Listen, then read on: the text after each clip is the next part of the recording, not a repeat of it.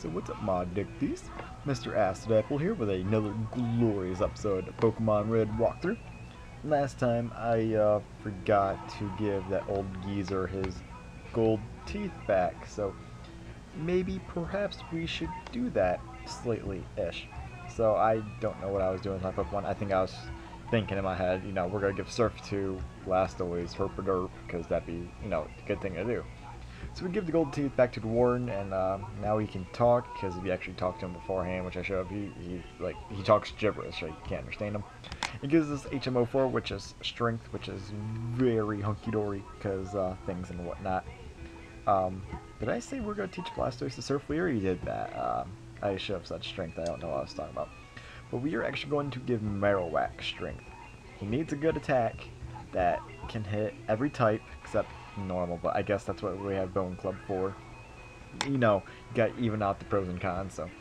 And Focus Energy, because of the glitch, is not beneficial to us in any sense of the word, so you're going to keep it.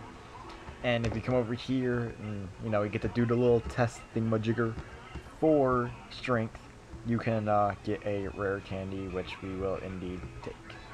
So with that all said and done, let's go on to the Fuchsia City Gym. I don't know how I can get, city, like, all tongue twisted and whatnot, but I do.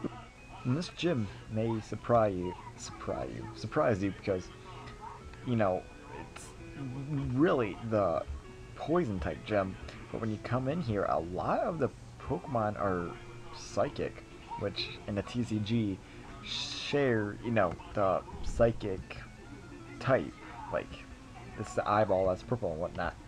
But in this, it's just weird how it's like 80-20, but they know poison gas, which, yeah, sure, I guess can compensate for not being an actual poison type, but it's just I don't know. I don't think it's a fair compromise. So you slam, and it surprisingly hits a lot in this episode, so that's very hunky-dory. That actually does a lot, because I'm not sure if our attack is that good or not. I think it's, about average-ish. And with the Dragon Rage combo, it pretty much kills everything. Slam, Dragon Rage, 2-hit combo. I like it. And we got another Drowsy up in here, and a crit. I love it. I love crits. And then I see Poison Gas, I'm like, okay, I'm starting to see why they're using here, but it's not really, good coordination, I guess. So we're gonna get Viper out of there because it's poison. I know I can't OHKO it, so I'm not even going to try. No use, taking all that damage. Send up Shine because along with a good special, it has good physical attack, but he withdraws, and you never ever like see that in Pokemon game by NPC. Like, you just don't. It was baffled me. Like, I've played this game plenty of times, and I'm still like, oh, that's okay, why does no one else do that? It's just really weird. But as you can see, a Thunderbolt did like nothing to Drowsies because they have good special, but a Mega Punch will hit him on the physical side, which he has none. Same with Kadabra, he just has none. So this gym isn't, what you call great for Fable, just because I think all her attacks are special, except Mega Punch, which gets Stab also. So that just, sweetens the pot a little bit more for her.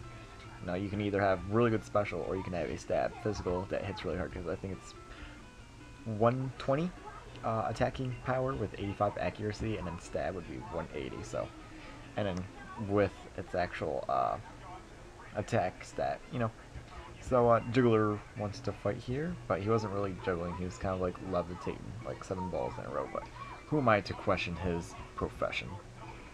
So we got Dragonair back out, and I guess I healed its poison. And he withdraws after I hit him, which when I was playing the game, I was really confused. Like, how does that work? Like, I guess the switching mechanics are completely different or something. I didn't get it. I was completely baffled. So the Hypno comes in, and I paralyze him because I know that without it, I more than likely wouldn't be able to take him out. And for whatever reason, I went for the Dragon Rage first. I guess I knew Disable was coming, so I went for it instead. but I keep going for it.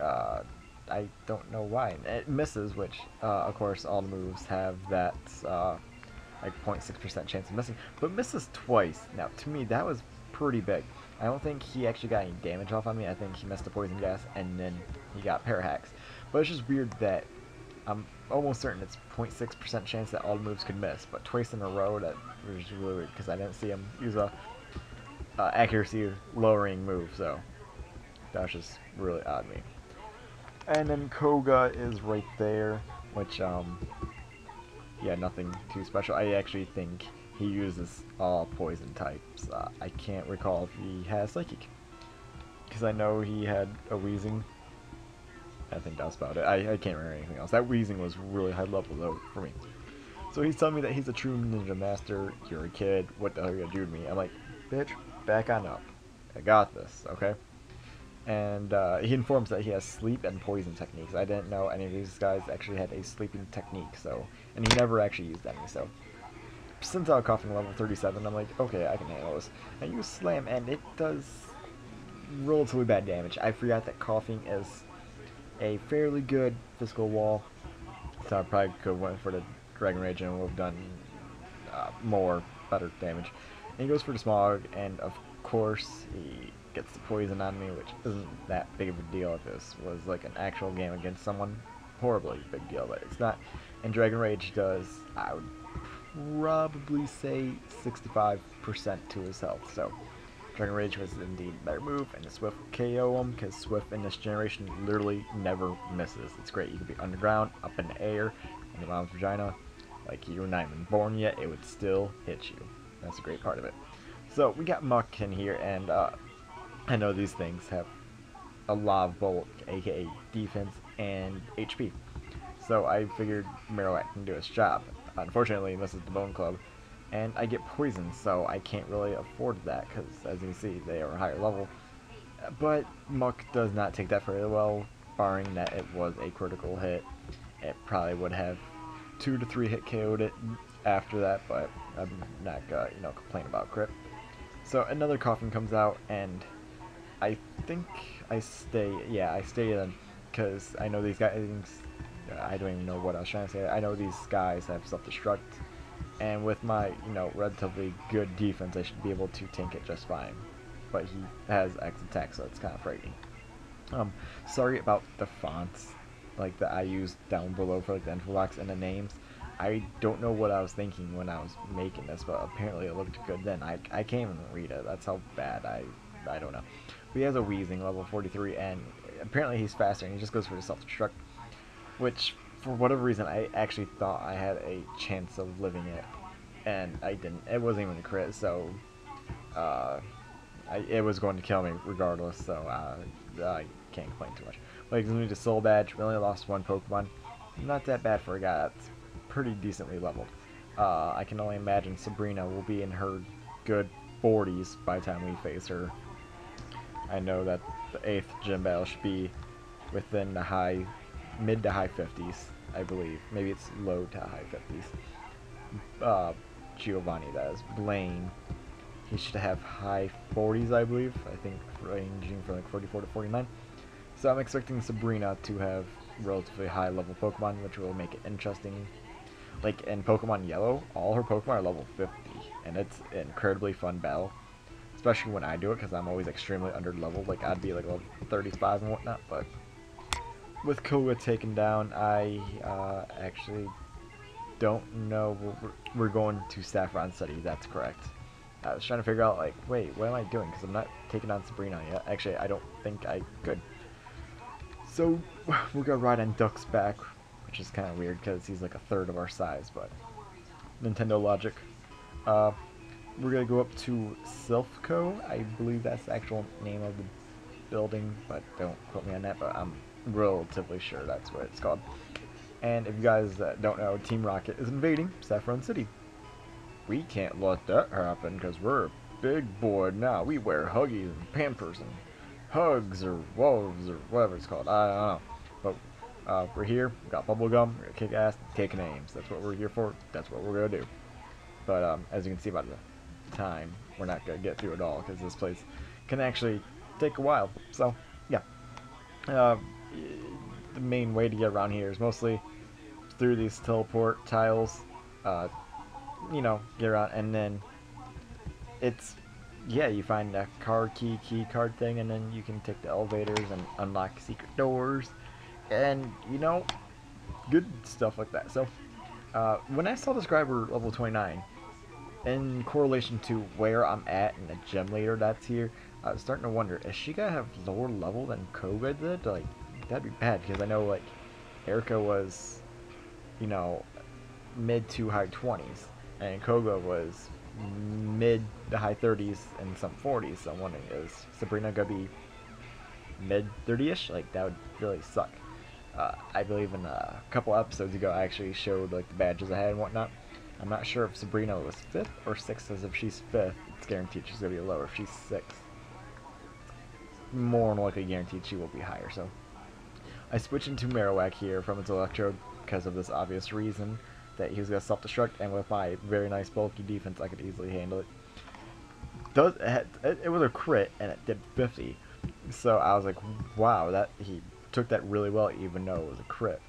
And since he's in super potion range, I could just give him one of those and he'd be a-okay. So I love that. It's good to know that his bulk can handle such a severe attack.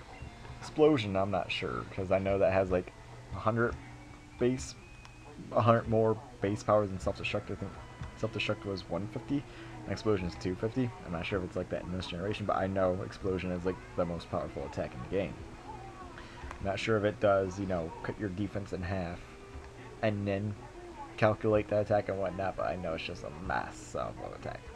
So I completely forgot about the scientist already, even though I literally saw him maybe like 17 seconds ago. But, you know, battles are battles. I'm not gonna, you know, complain too much. He has a Magnemite, and I thought that he was still Steel type for whatever reason, but that's why I go for Slam. I actually don't know, because I thought he was Steel, so I could have went for the Dragon Rage and checked it.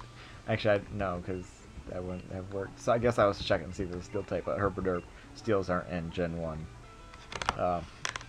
Gen 2, yes. Gen 1, no. Gen 4, possibly. I don't know.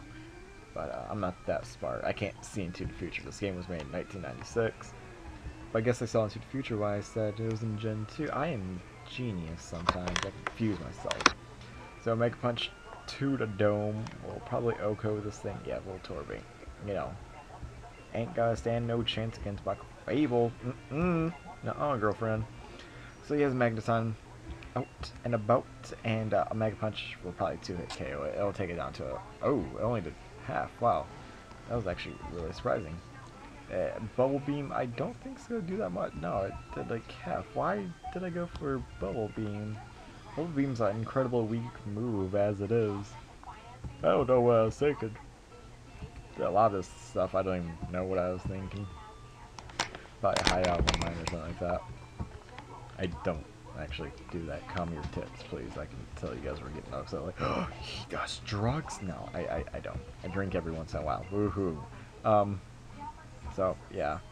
Beat the scientist, and now we're going to return to once we came, because we need to find new locations and new areas. Up in this room from the first teleport pad, there are these beds.